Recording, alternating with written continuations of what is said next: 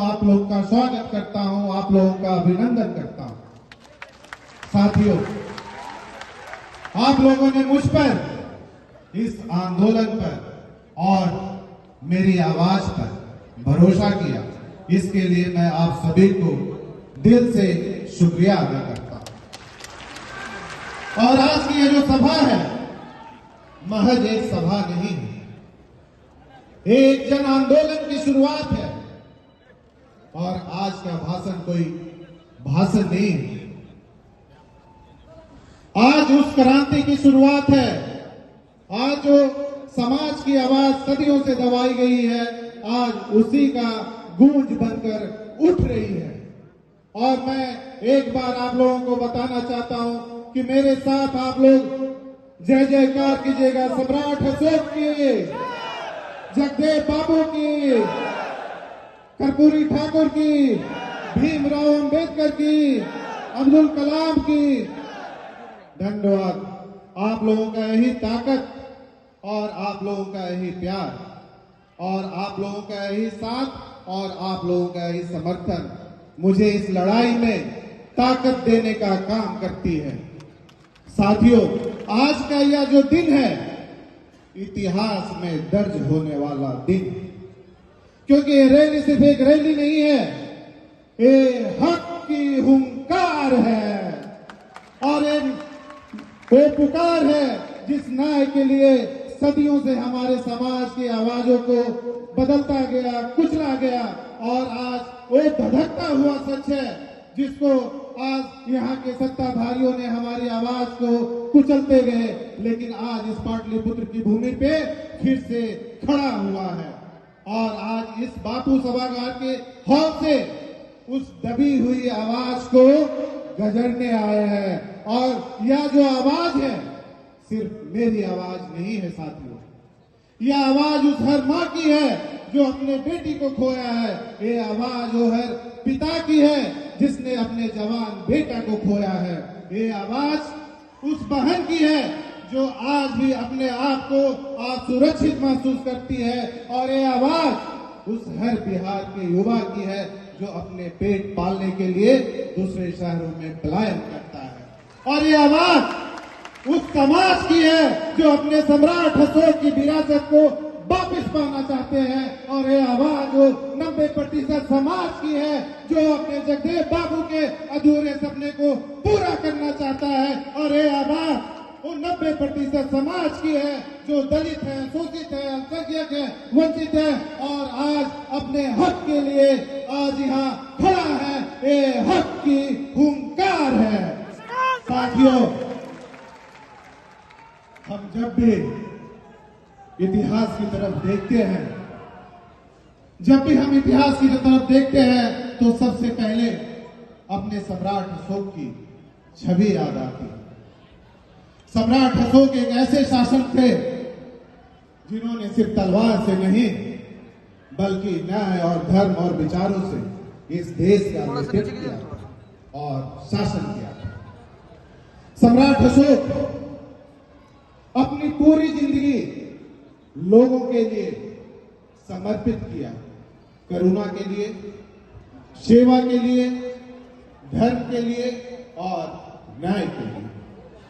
सम्राट अशोक एक ऐसे महान शासक थे जिन्होंने अपने राज सिंहासन को जन सेवा का मंच बना दिया था। और उनका जो शासन था वो न्याय, धर्म और जन कल्याण पर आधारित थी।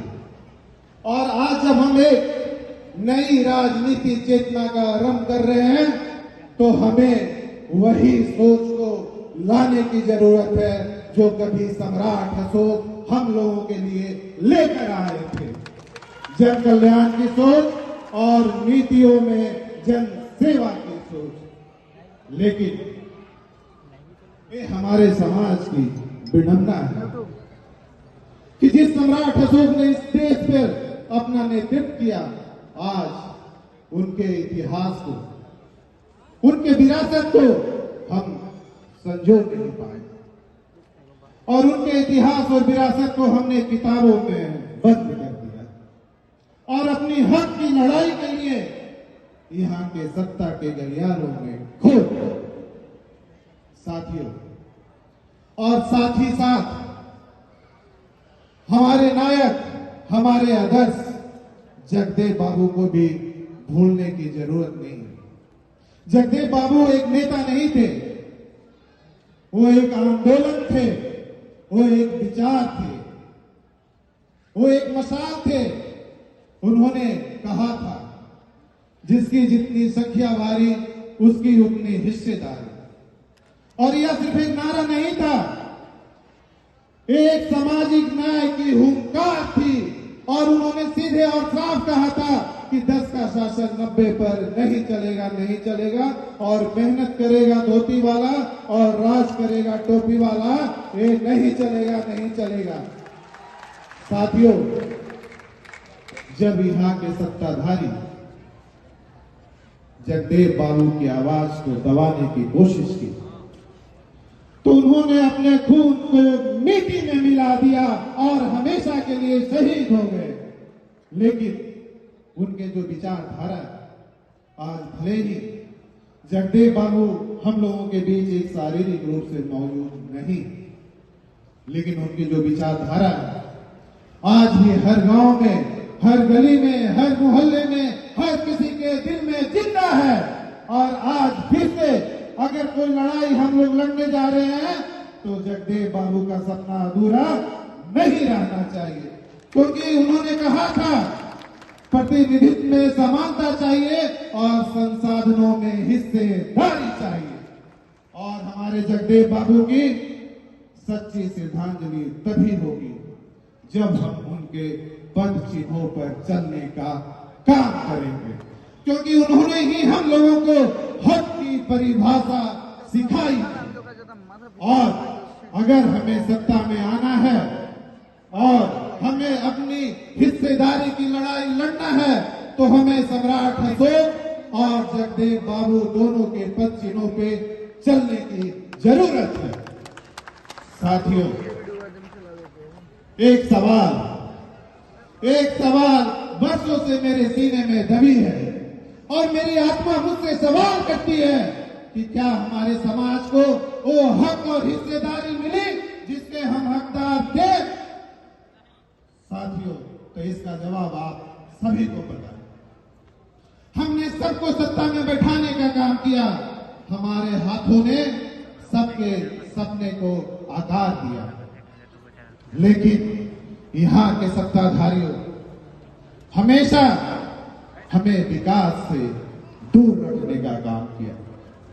चुनाव आए, वादे हुए, वादा किया गया तुम्हें तुम्हारा हिस्सेदारी मिलेगा, लेकिन चुनाव आए और उनके वादे टूटे। ना तो हमें सत्ता में भागीदारी मिली और ना ही तो राजनीति में इतनी हिस्सेदारी मिली। हमने सबको सत्ता में बैठाने का काम किया, लेकिन बदले में हमें सिर्फ और सिर्फ उपेक्षा मिली। हमने सबके लिए अपना बलिदान दिया, खून दिया, समर्थन दिया, अपना वोट दिया, लेकिन उसके बदले में हमारे समाज के भाइयों की हत्या की गई, हमारे समाज की आवाजों को कुचला गया। अब बस, अब और नहीं। अब कुशवाहा समाज ना गूंगा रहेगा, ना गूंगी राजनीति में मोहरा बनेगा। साथियों, मैं निशिकांत सिन्हा, आपका बेटा, आपका भाई, आपका दोस्त, आपका सिपाही, मैं कोई नेता बनने नहीं आया। मैं सिर्फ और सिर्फ आपकी आवाज बनने आया हूं, आपका आत्मसम्मान बनने आया हूं, आपका प्रतीकार बनने आया हूं। और साथियों, मैं यहां कोई राजनीति समझौता करने नहीं आया हूं। मैं यहां कोई राजनीति समझौता करने नहीं आया हूं। मैं आपकी हक और हिस्सेदारी की लड़ाई लड़ने आया हूं, आपका सम्मान को दिलाने आया हूं। और मैं आप लोगों को वादा करता हूं कि जहां न्याय होगा, निशिकांत वहां आवाज बनकर खड़ा रहेगा, और जहां अत्याचार होगा, निशिकांत वहां तलवार बनेगा, और जहां समाज को पीछे छोड़ा जाएगा निशिकांत वहां बदलाव बनेगा, और जहां समाज को दरकिनार किया जाएगा निशिकांत वहां ढाल बनेगा, और जहां आपका सम्मान छीना जाएगा निशिकांत वहां प्रतिकार बनेगा। साथियों, अब हम सिर्फ जातीय गणमान्य तक नहीं सीमित रहेंगे, हम अब मुख्य निधि निर्धारक बनेंगे, और हम अब सिर्फ सहयोगी नहीं, अब हम नेतृत्व करेंगे, और हम सिर्फ हम भाषणों में नहीं, अब हम बिल संसद और सरकार में दिखेंगे। अब हमारी एकता को कोई तोड़ नहीं सकता, और अब हमारे समाज को कोई रोक नहीं सकता। अब हम इतिहास देखने का इंतजार नहीं करेंगे, अब हम इतिहास रचने का इंतजार करेंगे। और आपका बेटा, आपका भाई, आपका सिपाही आप लोगों से वादा करता है, और मैं एक संकल्प लेता हूं कि मैं अपने समाज के लिए, मैं अपनी शक्ति, मैं अपना नेतृत्व और मैं अपना भविष्य इस समाज को देने के लिए अपना जिस्म का, खून का एक एक कतरा इस समाज को समर्पित करता हूं, समर्पित करता हूं। मुझे इस लड़ाई में ताकत देती है। और साथियों, आज का मैं जो दिन है, ये मैं कोई भाषण देने के लिए नहीं आया हूं, मैं सिर्फ और सिर्फ आप लोगों को जगाने के लिए आया हूं, ताकि आने वाले समय में आप अपने हक की हिस्सेदारी के लिए लड़ाई लड़े, और जो सम्राट अशोक एक इतिहास रच कर गए थे, वो फिर से हम लोग इतिहास रचने का काम करेंगे। और हम लोग जो बोलते हैं, हमारा समाज जो बोलता है कि हम सम्राट अशोक के वंशज हैं और जगदेव बाबू के अनुयायी है, सब झूठ, सब झूठ। अगर आप सच में सम्राट अशोक के वंशज होते तो आप दूसरे का झंडा ढोने का काम नहीं करते। सम्राट अशोक के वंशज कभी भी दूसरे का झंडा नहीं ढोए, तो हम फिर किसी और का झंडा और किसी का झोला क्यों ढोने का काम करेंगे। हम तो उन्हीं के वंश हैं, हम तो उन्हीं के अंश हैं, और हम जगदेव बाबू के अनुयायी भी हैं, तो हम झंडा ढोने का काम नहीं करेंगे, हम खुद पूरे देश को झंडा ढुलवाने का काम करेंगे, और आने वाले समय में अपना हक और हिस्सेदारी लेकर रहेंगे। इसके लिए आप सभी को एकत्रित होने की जरूरत है, और सिर्फ मैं आप लोगों के लिए अपना सब कुछ छोड़कर, अपना व्यापार, अपना बिजनेस, अपना परिवार, अपना बच्चे, अपने सब कुछ छोड़कर मैंने दाव लगाया, ताकि आने वाले समय में हमारा समाज एक मजबूत और एक सशक्त समाज बने। आने वाले समय में हमारा 90% समाज को उनके हक और हिस्सेदारी मिले, और आने वाले समय में हमारा बिहार एक विकसित बिहार बने। इसके लिए साथियों, आप सभी को अपनी सोच को बदलने की जरूरत है, और एकजुट होकर लड़ाई लड़ने की जरूरत है। और मैं किसी से डरने वाला नहीं हूं। मैंने पहले भी कहा था कि अगर मुझे अपने समाज के लिए अपनी शहादत भी देनी पड़ी तो मैं देने के लिए तैयार हूं। सिर्फ और सिर्फ मुझे आपका साथ चाहिए। अब ये जो हमारी लड़ाई है, ये आर पार की लड़ाई है, ये आर पार की लड़ाई है। साथियों, आप लोगों ने देखा है कि पिछले 2 सालों में हमारे समाज की भाइयों की कितनी हत्याएं हुई। करीब 2 साल में 200 हत्याएं हुई, लेकिन कोई भी हमारे समाज के नेता या सरकार इस पर बोलने के लिए तैयार नहीं। बात सिर्फ हत्याएं की नहीं है, बात सिर्फ एक व्यक्ति की हत्या की नहीं है। बात है कि हमारे समाज की पहचान को मिटाने की कोशिश की जा रही है। बात यह है कि हमारी विरासत को खत्म करने की कोशिश की जा रही है। और इस हत्याएं पे सरकार मौन है, प्रशासन चुप है और न्याय व्यवस्था तमाशा देख रही है। क्या कुशवाहा समाज की जान की कोई कीमत नहीं? क्या हमारे आंसू, हमारे खून, हमारे मातम का कोई मोल नहीं? जब भी हत्याएं होती है, मुख्यमंत्री साहब व्यस्त है, सरकार चुप है और हमारे समाज के नेता गायब है और हमारे नौजवान मरते जा रहे हैं। पटना में दिन दहाड़े हमारे समाज के भाइयों को गोली मार दी जाती है। सीतामढ़ी में हमारे भाइयों की निर्मम हत्या की गई।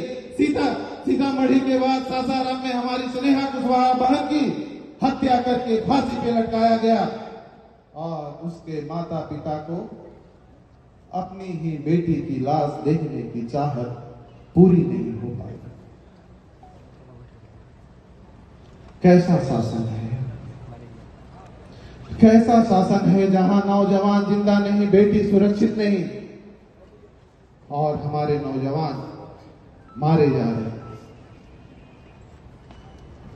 क्या यहां जिंदा रहने का चाहत भी एक साजिश मानी जाएगी? क्या यहां इंसाफ मांगना भी एक गुनाह है? क्या एक बेटा नहीं मरता है बल्कि समाज की आत्मा रोती है और एक मां बोलती है कि मुझे न्याय चाहिए, पर वो मां की आंसू अब ठहरेगी नहीं। अब एक गुस्सा हमारा रुकेगा नहीं। अब हर मां बोलेगी और एक संकल्प लेगी कि मुझे न्याय चाहिए और हर यहाँ पे युवा बोलेगा मुझे रोजगार चाहिए, हर बेटी कहेगी मुझे सुरक्षा चाहिए, हर व्यक्ति बोलेगा मुझे जिंदगी चाहिए और बिहार के हर गली मोहल्ले से एक आवाज आएगी, मुझे निशिकांत चाहिए, मुझे निशिकांत चाहिए।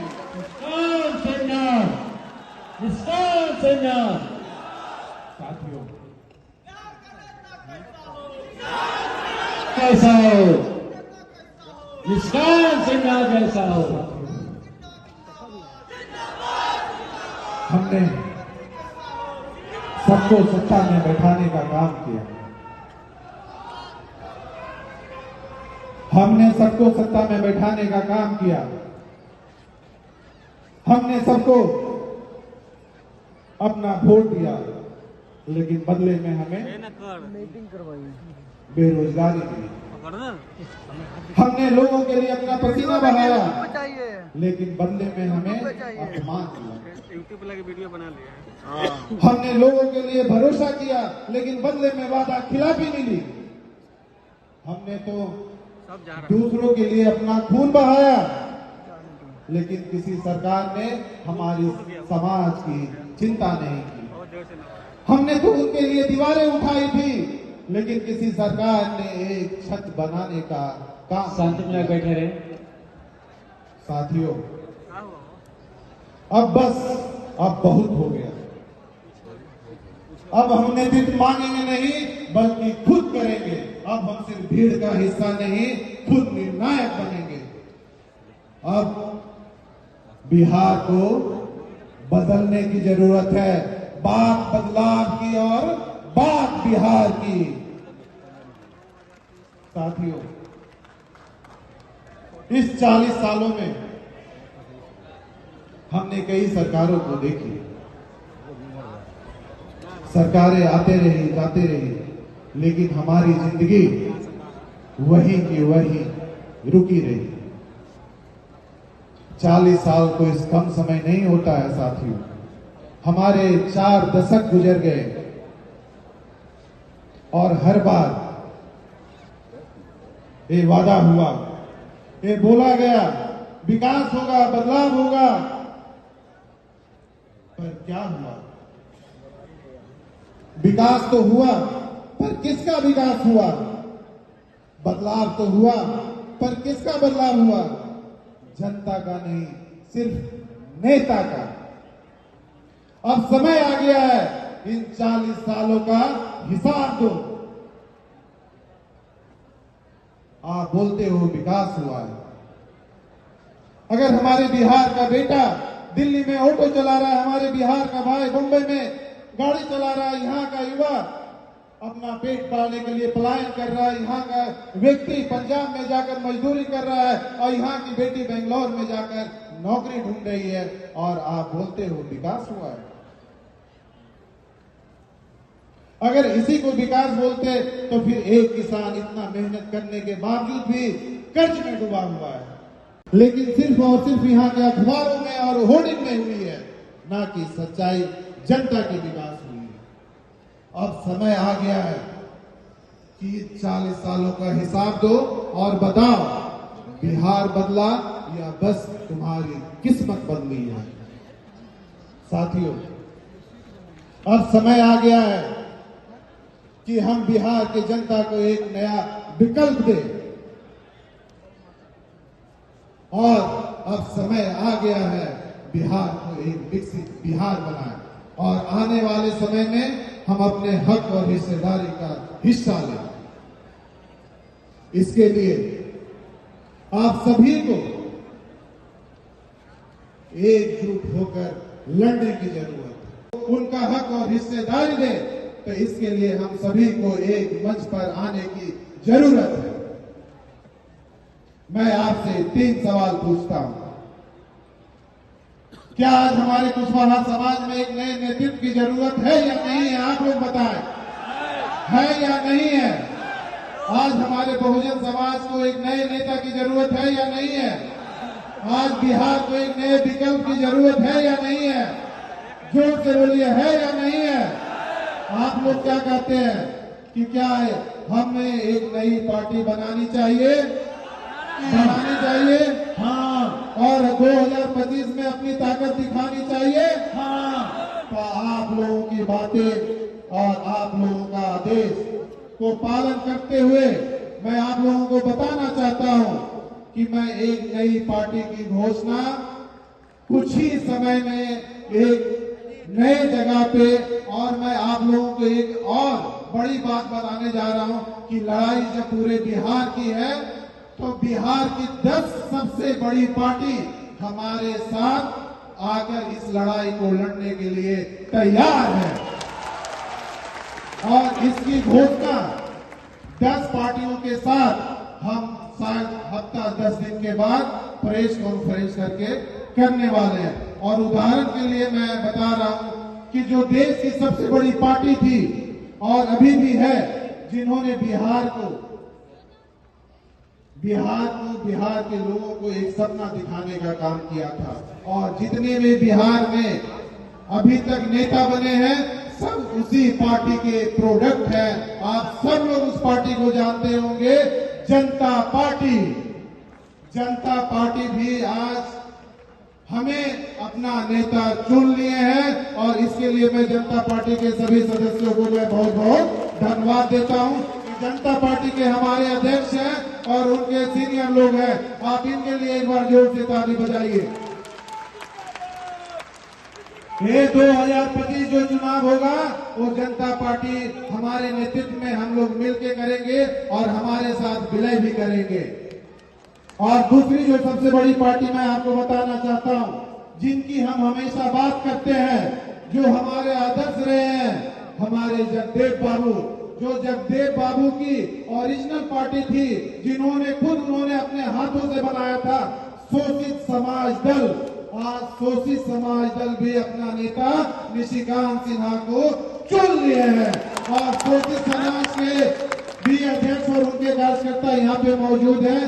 तो हम लोग 10 बड़ी पार्टी के साथ, ये तो सिर्फ अभी 2 पार्टी का मैंने आप लोगों को उदाहरण दिया है, अगले समय में 10 बड़ी पार्टी के साथ हम लोग हमारे साथ विलय होने वाले हैं, और 2025 का जो चुनाव है हम लोग साथ में लड़ने वाले हैं, ताकि आने वाले समय में बिहार की जनता को एक नया विकल्प देने का काम करें और बिहार को एक विकसित बिहार बनाने का काम करें। इसके लिए मुझे आप सभी लोगों का आशीर्वाद और साथ की जरूरत है। आप लोग